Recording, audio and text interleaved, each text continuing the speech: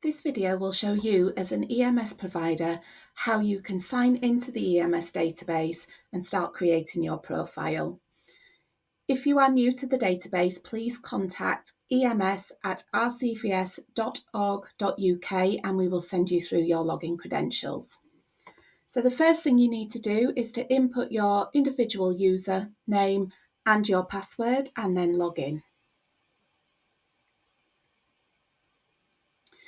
So we're going to begin with editing a profile. So I'm going to click to edit profile and we are going to start entering details for the placement offerings. So in this situation, I'm going to class my placement as a clinical EMS placement. However, if you are an animal husbandry EMS placement, please select this box. You've got a variety of different premise types that you can select. In this case, I'm going to select the emergency critical care facility. And does your premise allow a student an opportunity to work with live animals? Yes, it does. And then the species type. So again, in your drop down, you can select from a variety of different species types. I'm going to select companion animal.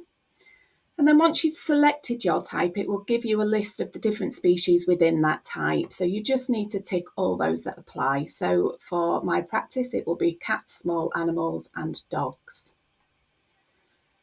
And then you have an opportunity to select any experiences or procedures that your student, your EMS student, may encounter whilst they're with you. So just by default, my students will probably encounter animal handling and husbandry. We are an emergency clinic. They will probably see some neurological conditions. They'll learn professional skills. They might learn about the business and finance and legislative side of things. And then communication skills and soft tissue. So for the facilities, which are available at your site, so you just need to tick all those that apply. If there aren't any that apply to your site, then just leave them blank.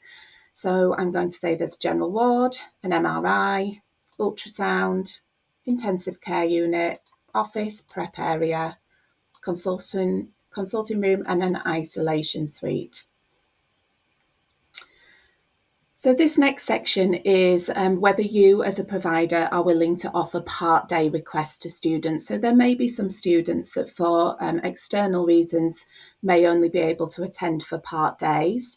So just say whether you are willing or not willing to allow students to attend part days. So I'm going to say that yes, they are. And then you've got some free text just to give the student a little bit of an idea about what those part days might entail. So you just type into the box there any relevant information. So for the accommodation, if you are able to offer accommodation to students, again, you can select yes. If not, just select no. And we also advise that you just, again, give the student a little bit more of an idea about what type of accommodation is available. Again, it's free text, so small, self-contained unit above the practice. Bathroom and kitchen facilities available. Is your site accessible by public transport? Yes, if it applies, and then you can just give a little bit more information if you choose to. So bus stop is 5 minutes walk from practice, 20-minute journey from town. Does the student require their own vehicle? Again, you can say whether that's a yes or a no. In this case, it's a no. It is accessible by public transport. And accessibility. So does your site have step-free access? In our case, yes. And does it have an accessible toilet? Again, in our case, yes. So just be as transparent as possible. For the working hours, it's important that students have an idea about what to expect when they come to your placement. So again, if you can just provide a little bit of detail about what a typical day would look like, It's free text, so you can place in as much or as little information as you need to. So I've mentioned about the start and finish of the day, and also what breaks are available if necessary in there as well. The next section is seasonal placement. So if this refers to your placement, then please feel free to add some information. It might be that you're a farm with lambing. However, if it's not relevant to you, you can leave that blank. And then a short description on your place, on your EMS placement. So what is it that you can offer? What type of practice or farm or other sort of provision can you offer to those students? So I've just said here that we're at a busy emergency facility with over 50 staff members.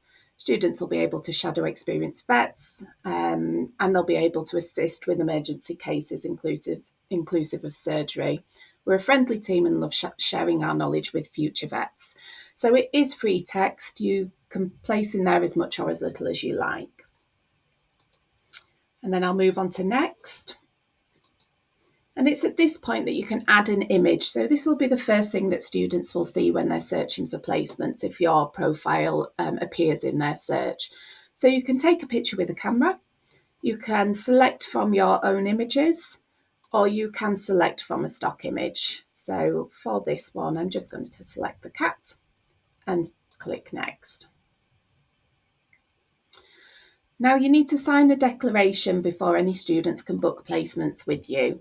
So my declaration has been highlighted as a clinical EMS placement because that's what I've said the provision is.